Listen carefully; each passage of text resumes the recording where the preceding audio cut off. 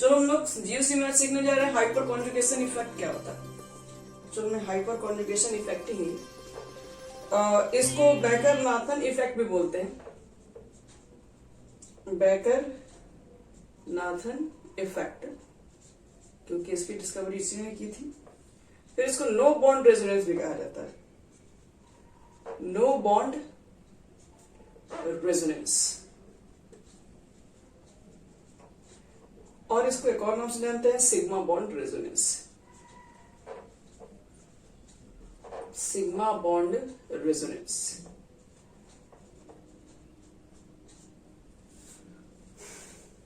और hyper conjugation वगैरह भी हम लोग इसलिए पढ़ते हैं ताकि हम लोग चेक कर सकें कार्बोकैटायंस या कार्बन फ्री रेडिकल्स की स्टेबिलिटी। इसी सबको चेक करने के लिए एक्चुअल हम लोग जीओसी इसीलिए हम लोग पढ़ते भी हैं। तो लिख लो पहले हम लोग इसको क्यों पढ़ते हैं। देखो तो this effect was given by baker and Nathan, दो आदमी थे।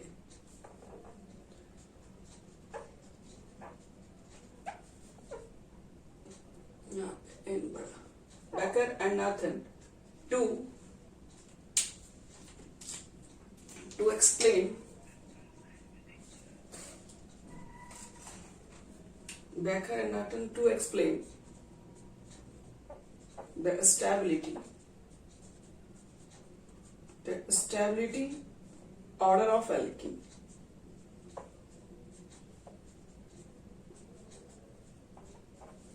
carbocation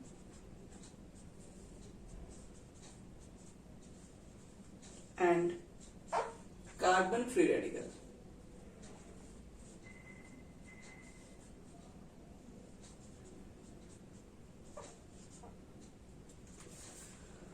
ये जो आपके पास इफेक्ट था, बेकर एंड नाथन दो लोग मिलकर इस इफेक्ट को दिए थे और ये बताए थे कि अगर एल्कीन हो गया, कार्बोकैटायंस हो गया और कार्बन फ्री रेडिकल की अगर स्टेबिलिटी चेक करनी है तो आप हाइपर कॉन्जुगेशन के हेल्प से चेक कर सकते हैं। सबसे पहले तो ये बता दी कि ये इफेक्ट क्यों यूज करते हैं, स्टेबिलिटी ऑफ एल्कीन्स, कार्बोकैटायंस और फ्री रेडिकल्स को चेक करने में।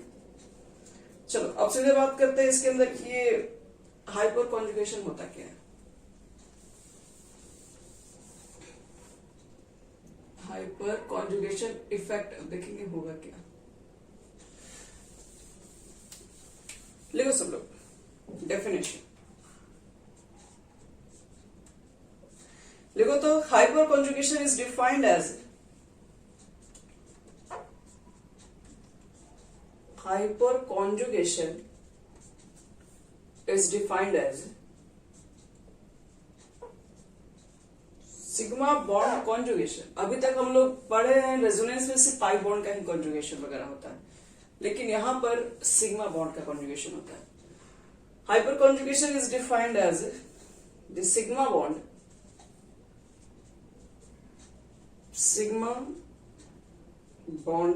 conjugation with adjacent atom of p orbital।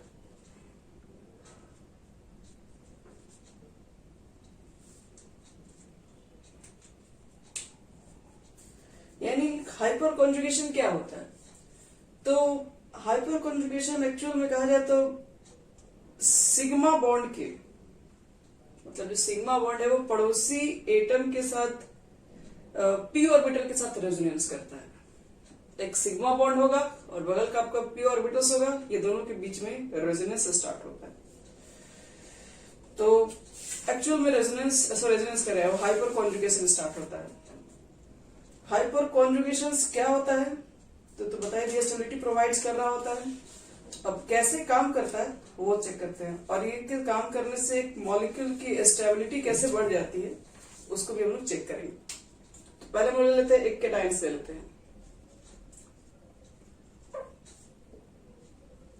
Cation बोले तो कार्बोकैटायंस भी कहना, मेरा कहने का मतलब यहाँ पर जैसे मान लो CH3 है, CH2 है और यहाँ पर प्लस है, और एक ये भी ले सकते हो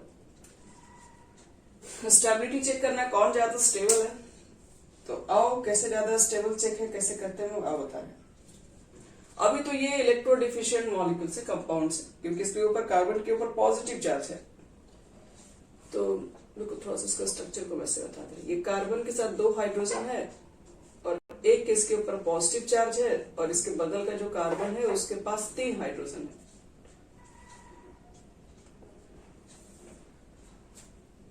कुछ इस तरीके से इसमें। तो देखो ये सिग्मा बॉन्ड है, ये भी सिग्मा बॉन्ड है और ये भी सिग्मा बॉन्ड है। इस कार्बन के पास क्या है, इस कार्बन के पास देखो क्या होता है, एस ऑर्बिटल होता है, पी ऑर्बिटल होता है। एस में 1 इलेक्ट्रॉन होता है, पी में 3 इलेक्ट्रॉन्स होता है, तभी तो 4 बॉन्ड बनाता ही है। 2 बॉन्ड इसने बना रखा है, ठीक है, 2 नहीं सॉरी 3 बॉन्ड इसने बना रखा है। और प्लस का मतलब है कि एक ऑर्बिटल से, एक पी ऑर्बिटल से इसके इलेक्ट्रॉन्स ही गायब हो चुके हैं। तो यहाँ पर मतलब है वैकेंट के कहने का मतलब क्या, अब इस वैकेंट में कोई इलेक्ट्रॉन्स नहीं है, इस ऑर्बिटल्स में, इस पी ऑर्बिटल्स में इसके पास कोई इलेक्ट्रॉन्स नहीं है। और कार्बन ने क्या किया, अपने पी ऑर्बिटल्स को यूज करके इस हाइड्रोजन के साथ इसने बॉन्ड बनाया है। ये खाली है, इसके पास इलेक्ट्रॉन्स है, तो ये क्या करेगा, देखेगा कि वैकेंट है, मतलब इसके पास है ही नहीं इलेक्ट्रॉन, डिफिशियंसी है। तो ये क्या करेगा ना, अपना इलेक्ट्रॉन जो है हाइड्रोजन इसमें शेयर, मतलब यहाँ जो शेयरिंग इलेक्ट्रॉन है वो इसमें आ जाएंगे और यहाँ पर पहुंच जाएंगे। तो जो शेयरिंग इलेक्ट्रॉन होते हैं क्या होता है कि बगल वाले में डोनेट कर दिया जाता है। तो देखो इसमें हाइपर कॉन्जुगेशन कैसे होता है, ध्यान रखना, एक तो इसमें समय सिंगल बॉन्ड है, डबल बॉन्ड कहीं नहीं है। तो हाइपर कॉन्जुगेशन इफेक्ट में समझो, हम इसको अगर क्या कर देंगे, इसके इलेक्ट्रॉन को अगर हम यहां रख दें तो क्या होगा। तो इसी के पास तो पहले से 2 हाइड्रोजन था यहाँ पे,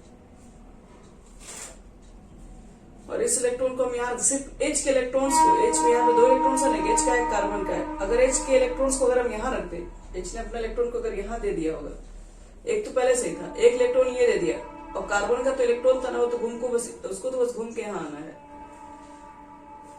तो ये इसके साथ क्या कर लेगा, बॉन्ड बना लेगा। H कहाँ गया, H जो है वो H प्लस के फॉर्म में बाहर, क्यों, क्योंकि H ने अपना इलेक्ट्रॉन दिया, तो H के पास तो एक ही इलेक्ट्रॉन था, तो उसके पास एक भी इलेक्ट्रॉन नहीं बचा होगा, इसलिए जो H होगा वो H प्लस के फॉर्म में हो गया। फिर देखो यहाँ पे हो सकता है कि ये वाला H इसको इलेक्ट्रॉन दे, हो सकता है कि ये भी जिसको इलेक्ट्रॉन दे सकता था, ये भी जिसको इलेक्ट्रॉन दे सकता था। तो जितने कंडीशन है सब बना सकते हैं हम लोग। अगर ये वाला H इसको इलेक्ट्रॉन देगा तो H प्लस ये होगा, तो ये अपना इलेक्ट्रॉन इसको दे दिया, तो ये भी अपना इलेक्ट्रॉन यहाँ से शेयर करके साथ बॉन्ड बना लेगा, यानी कि C डबल बॉन्ड C लिखोगे और H और H, और ये तो अपना H प्लस इलेक्ट्रॉन दे दिया, तो ये तो खाली हो जाएगा। देखो आपको रेजोनेंस तो दिख रहा होगा इसके अंदर, लेकिन बॉन्ड के साथ नहीं दिख रहा होगा। या फिर देखो ये भी तो हो सकता था ना, देखो ये H प्लस निकला यहाँ से, H प्लस यहाँ से भी निकल सकता है, तो एक और हम लोग इसमें बना सकते हैं।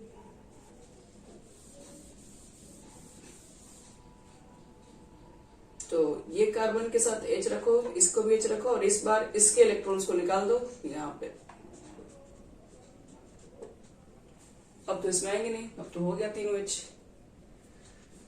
इस तरीके से क्या होता है, हाइपर कॉन्जुगेशन से भी मॉलिक्यूल की स्टेबिलिटी बढ़ती है। क्यों, क्योंकि पहले इलेक्ट्रोडिफिशिएंट था, अब इसने क्या किया, अब इसके कंप्लीट ऑक्टेट हो चुके हैं, यहाँ से भी इलेक्ट्रॉन्स इसको मिला, यहाँ से भी इसको मिला, और यहाँ से भी मिला। तो हम पूछेंगे टोटल कितने इसमें हाइपर कॉन्जुगेशन बने।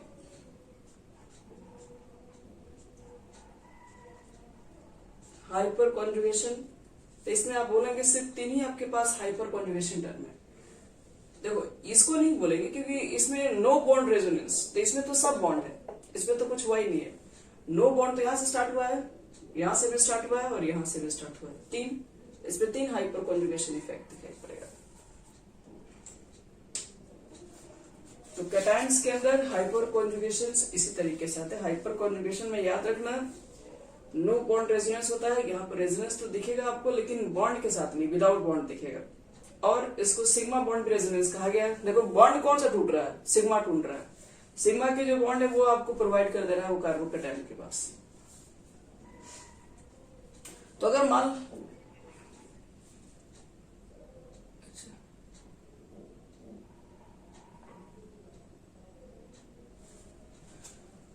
तो ये है हमारा नो बॉन्ड रेजोनेंस। अभी तो बहुत सिंपल सीखे हम, इसमें बहुत कुछ अभी आगे सीखने वाले हैं।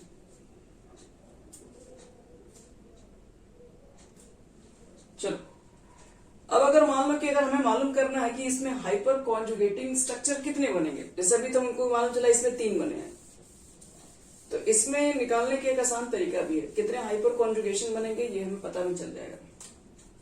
देखो कैसे।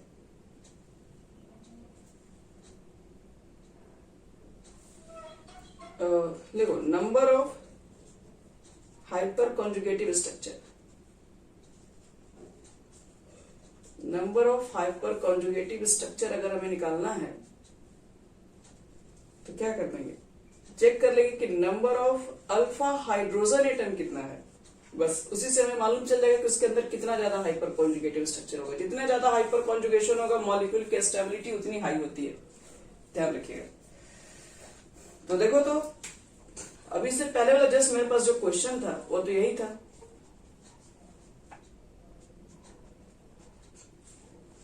हमको मालूम करना था इसमें हाइपर कॉन्जुगेशन, और हम निकाल भी चुके हैं 3 है। तो अब हमें देखना है कि इसके हेल्प से कैसे मालूम करेंगे। तो नंबर ऑफ जितने होंगे alpha hydrogen, alpha hydrogen atom क्या होता है, देखो जो कार्बोकटायन होगा उससे अटैच जो कार्बन होगा उसको बोलते हैं अल्फा कार्बन। इसके आगे भी अटैच कार्बन होगा उसको बीटा कार्बन बोलते हैं। इस अल्फा कार्बन के साथ हाइड्रोजन कितना अटैच है, ये तो अल्फा कार्बन हुआ, हमको चाहिए अल्फा हाइड्रोजन, 3 है। तो जितने ज्यादा आपके पास अल्फा हाइड्रोजन होंगे उतना ही ज्यादा बनेगा हाइपर कॉन्जुगेशन। इसलिए कंपाउंड के अंदर कितना हाइपर कॉन्जुगेशन है तो हमको सबको बना को देखने की जरूरत ही नहीं है। हम लोग क्या करेंगे, सीधे चेक करेंगे उसमें अल्फा हाइड्रोजन कितना होगा, क्योंकि यही टूटेगा, इसके बगल वाला कार्बन इसको नहीं इलेक्ट्रॉन दे देगा। तो इसलिए आपको बस इतना चेक करना है कि इसके अगल बगल इधर भी हो सकता है कल को इधर भी मिल जाए। तो बस इतना चेक कर लो कि अल्फा हाइड्रोजन एटम कितना है, जितना ज्यादा होगा अल्फा हाइड्रोजन एटम उतना ही ज्यादा आपके पास हाइपर कॉन्जुगेशन बनेगा और उतना ही ज्यादा स्टेबिलिटी भी होगा। यानी कि जो स्टेबिलिटी है of carbocation is directly proportional number of alpha hydrogen atom. बस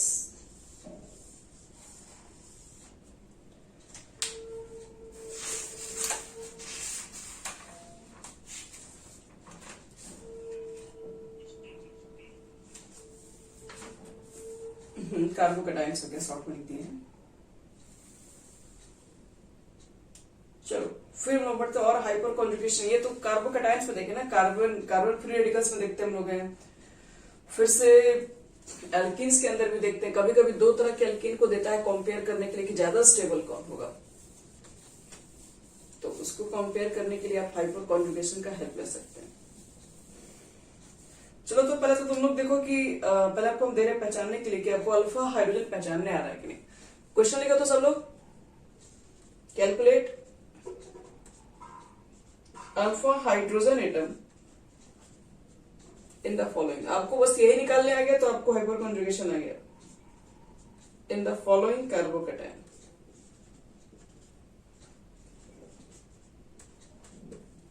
चलो कैलकुलेट करके दिखाना है कि अल्फा हाइड्रोजन एटम कितना होगा फॉलोइंग कंपाउंड्स के अंदर।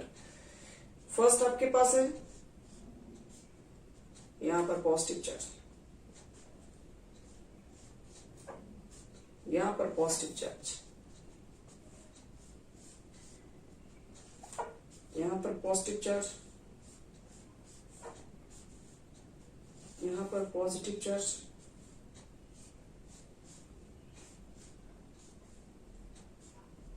यहां पर पॉजिटिव चार्ज,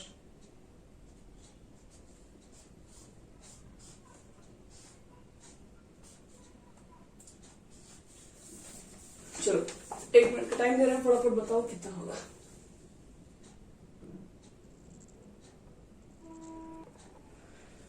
चलिए हम मिला बना रहे हैं, आप लोग मैच कर लीजिएगा आप लोगों को कितना सही हुआ, उसके बाद लास्ट में काउंट करके बताइएगा कितना आपका टोटल सही आया। फर्स्ट में ये कार्बोकटायन है, इससे अटैच कार्बन ये दोनों है और इसकी वैलेंसी 1 है, तो यहाँ पर तो 3 हाइड्रोजन होगा जो कि अल्फा हाइड्रोजन एटम होगा, और यहाँ पर इस कार्बन की वैलेंसी 3 है तो यहाँ पर सिर्फ 1 हाइड्रोजन होगा, यानी कि यहाँ पर टोटल आएगा 4 अल्फा हाइड्रोजन।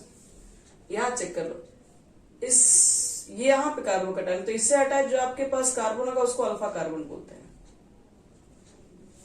और इस पे जितना हाइड्रोजन होगा, तो इस पे कितना होगा, एक ही बॉन्ड है ना, तो इस पे 3 हाइड्रोजन, इसके पास भी एक ही बॉन्ड है, इस पे भी 3 हाइड्रोजन, इसके पास 2 बॉन्ड है, तो इसके पास 2 हाइड्रोजन। क्योंकि कार्बन की वैलेंसी 4 होती है, तो हर जगह हमको 4 सेट करना है। 3 3 6 2 8,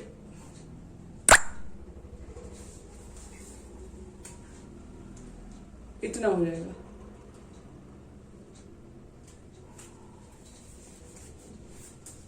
देखो कोई दिक्कत नहीं है।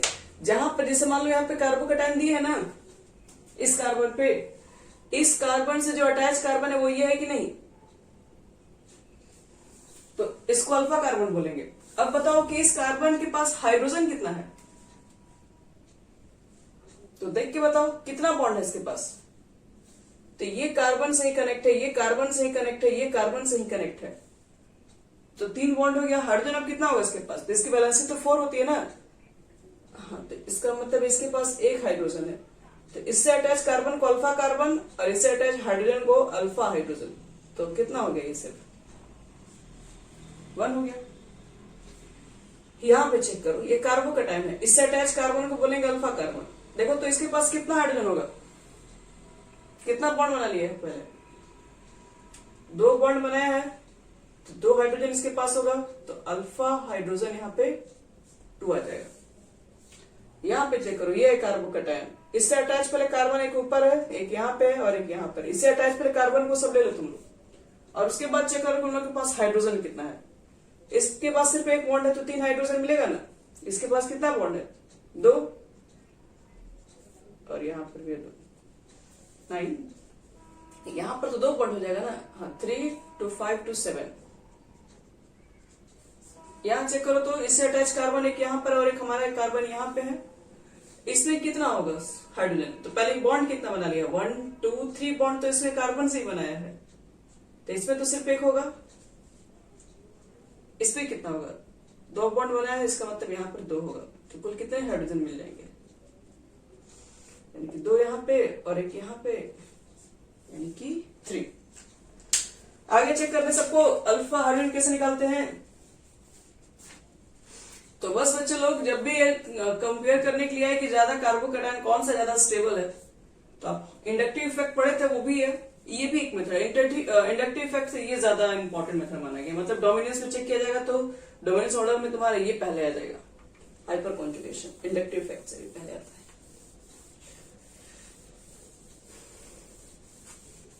चलो ये तो हो गया कार्बोकैटायंस को हम चेक कर लेंगे कि कौन ज्यादा स्टेबल है। अब बात करते हैं कार्बन फ्री रेडिकल को अगर चेक करना होगा तो कैसे पता करेंगे।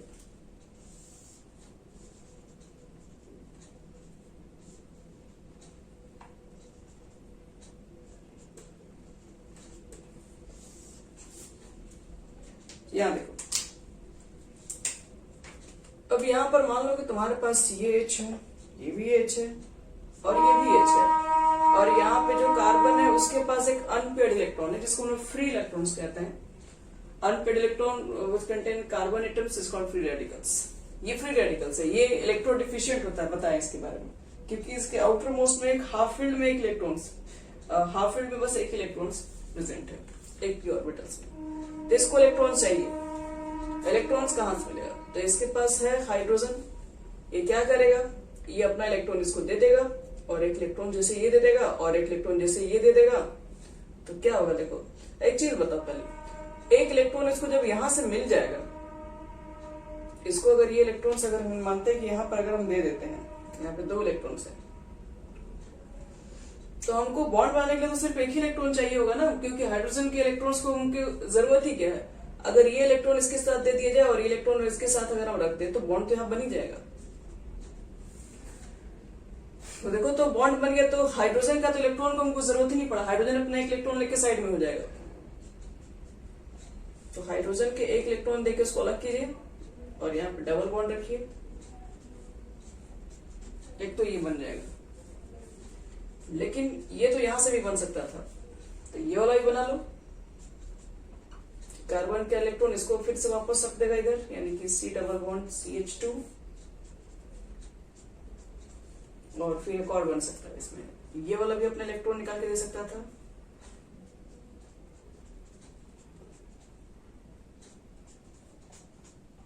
और एक चीज और बता रेडिकल्स है और ये जो कार्बो जो आपके पास H+ जो दिख रहे थे वो कहीं जाते नहीं है, मतलब ऐसा नहीं है कि H+ देख इलेक्ट्रॉन्स कहीं और चला गया, यहाँ पे फ्री रेडिकल्स है तो कहीं और।